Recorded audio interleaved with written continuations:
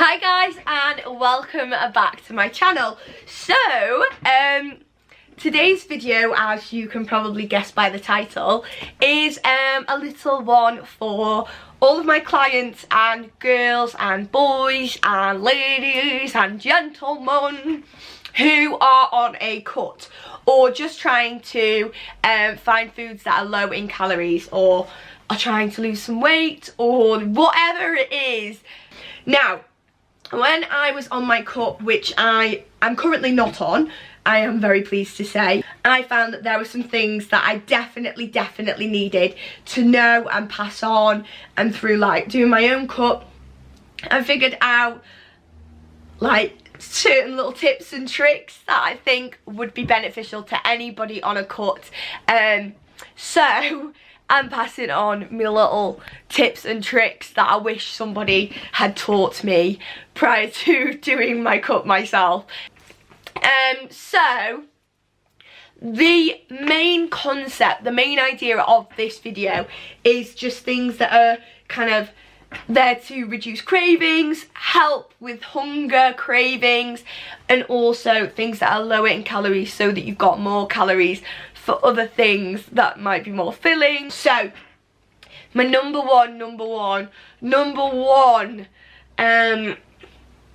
thing that I found beneficial whilst being on a cut. To be honest, I don't know whether this is number one. I'm like contemplating what's number one, I can't think, but it was definitely something I needed to know and found out towards the end of my cut. Now, during a cut, you obviously need certain amounts of protein. I mean, during any kind of journey, you need a certain amount of protein. You need it for recovery purposes, you need it to repair the tissues, and mainly you want it after a workout within a 20-minute window. Now, I hate, and I mean hate, protein shakes, like whey protein shakes. They just make me feel sick. They're stodgy, they're thick, they sit on your stomach, like they're just not for me at all. And I found that what was happening was I wasn't having protein shakes because I wasn't enjoying them. And obviously this isn't good because you need to hit your protein, and I wasn't hitting my protein. And I just thought, you know what, I need to find something where I can have it straight after my workout. I'm going to get the benefits from it, but also, you know, I am going to have it because I keep telling myself I'm going to force myself this whey protein milkshake after a workout, and I just wasn't doing it. So what I found was something on my protein. Now, I'm in no way sponsored, wish I was, but have really found that it really is beneficial, and it's also a lot lower in calories, is clear whey isolate. So it looks like this. I've got the peach tea flavour and the rainbow candy flavour, both very nice. I think this is my favourite, though the rainbow candy one is very nice as well. And in this is per serving 84 calories, so it's a lot lower than a typical protein drink. And in here it has 20 grams of protein per scoop, which is obviously, you know, it's going to give you a relatively good hit. It might not give you as much as the normal protein drinks after a workout, but it's definitely going to give you a hit, which is better than obviously if you're not going to have a protein shake because you don't like the stodgy, bloated feel that sometimes the protein shakes give you. So this is a great alternative. It comes out like a juice. I think I should have mentioned that at the start. So it's not like a milkshake, it's much more like a juice, and it does just feel like, if anybody's ever had like BCAAs or something like that, it's very much like that. When you drink it, it's just flavoured and it's nice, and you obviously want to have this within your 20-minute window after a workout, because it's going to help with your peak protein window time, and it's going to help with the repairing of the tissues, and it's going to help get going. The next thing is something that's kind of going to help with cravings. I live off this, like I still do now. I'm not on a cut and I'm still living off them. And some people might say, oh, you know, the artificial sweeteners and stuff like that, should you really be having it? I mean, I don't give a damn. I don't give a damn. It stops me from having sweets, chocolate, anything really bad for me during a court. So I'd rather have flavoured water, which is obviously, it's got, you know, it's basically no added sugar. So it's basically got, here it says 0.0 grams of sugar, and it's 1 calorie per 250 ml. So this is a 1 litre bottle, so it's about 3-4 calories. Yeah, it's about 4 calories for the whole bottle, and it's obviously no added sugar. Yes, it will have sweeteners in it, but to be quite honest, this, by keeping hydrated, enjoying the flavour of water, because the biggest thing when you're being on a cut is you need to stay hydrated. You need to drink as much water as possible, because that's going to fill you up, it's going to occupy you. It occupied me a lot more than if I were just drinking plain water, and it did give me the type of kick I needed, instead of having to go and get some sweets and stuff like that. So as much as, yes, I understand that some people will say, do you need the sweeteners from that water? It really did hit that craving spot, and I would definitely recommend it if you don't like water as well, to keep you as hydrated as possible. This is probably maybe the second or first, probably the second biggest thing that got me through my cut. Okay, the next thing is again a little craving stopper. This is really good because it's low calorie, but it does work quite well as a dessert. So if you are very much like me and you are a savoury followed by sweet kind of person, which is definitely me, then this is a really good alternative because it works quite well as a dessert. It might work quite well with like protein yogurt, Skya yogurt for example, but it is the Hartley's, nearly lost it, 10 kcal jelly. I know, remember the days, ice cream and jelly. So these are a godsend.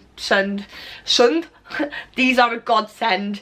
They are really good for if you just need that little kick, but also they are very low in calories. So if you're trying to kind of keep your calories down, or you haven't got a lot of calories and the main portion of your calories is going on veg and chicken and meats and food, then this is a very good little option. Make sure with all of these you pick the ones that are actually low in sugars, because like with the water, like biggest tip here ever with the water, if you pick up the wrong one you will have water that has got massive amounts of sugar in. So make sure you pick the sugar-free option with that. Okay, another one just to add a bit of flavour to your life, Frank's Red Hot original sauce. This is a big one for anyone who needs flavour in their life. If you have only got calories for, you know, chicken or plain meat or whatever, then adding a bit of flavour to your food can really keep you going.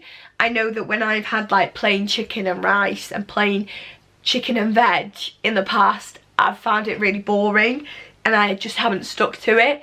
If you add something, flavour, seasoning, whatever, this is just an example. You can add seasoning, it gives you a little bit more to your meal, and it keeps it a little bit more interesting. The next one, and it's one of the probably the biggest errors that people do when they're trying their weight loss journey, and it is one that people forget about completely. See, when you're cooking foods, you have to cook in oil, and obviously oil, God, I think, let me have a look at this now. Yeah, so 1 tablespoon of olive oil is 119 calories, which obviously if you forget about that and then just put it into your or don't put it into your MyFitnessPal, you could be 100 calories over. Not to mention 1 tablespoon, who actually sticks to 1 tablespoon? There's probably 1.5 in there. So it's like 160 calories that you could be going over by. So this is one of the best other things that I can mention, and it is your 1K cal spray. Instead of using olive oil, get this in your dish, spray a couple of spritzes. It says here per spray is 1 calorie, so you spritz 5 sprays of this in a pan, which is plenty. It's 5 calories in comparison to your 119 in olive oil. So that is a big one. That will save you a lot of calories, and it will be one that is forgotten by a lot of people.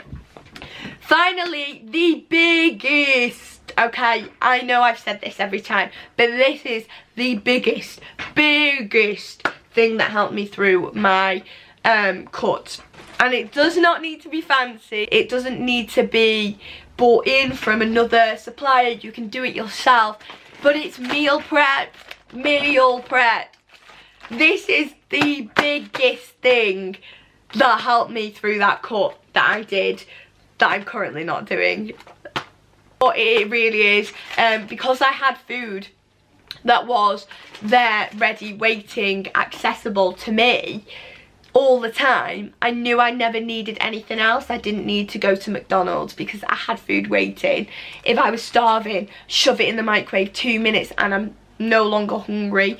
You'll find that when you crave, the worst thing is you get this black hole and you're like, what can I eat, what can I eat, like I'm so hungry. And then you'll go to the supermarket, you'll do that typical malarkey of, right, I'm going to buy this, I'm going to buy this, I'm going to buy this, and then your eyes are bigger than your stomach half the time and you don't eat half of it.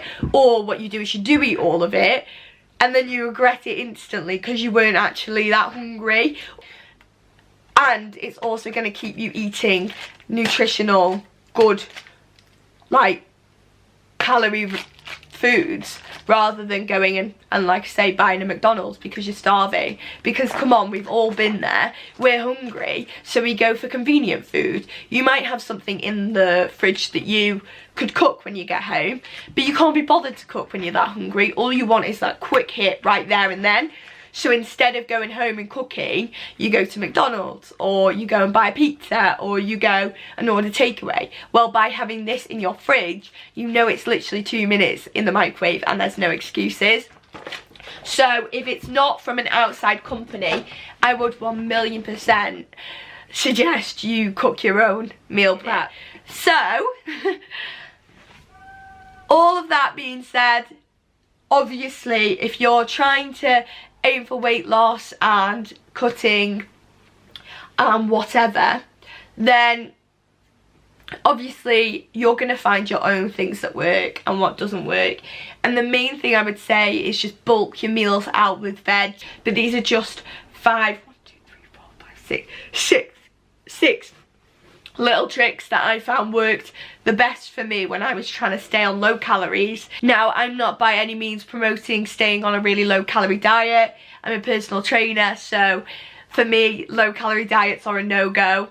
But what I am suggesting is that sometimes we need to eat lower calories than we're used to, and so small tips and tricks like this mean that you've got more calories to spare for other things. I just want to say thank you very much for watching my video. If you enjoyed it and you want to see more videos like this, then please give me a thumbs up and make sure you subscribe. Otherwise, make sure you follow me on Instagram, and yeah, don't forget to subscribe, like, comment, everything, all that malarkey. Thank you so much for watching today, guys. I hope this has helped. Bye.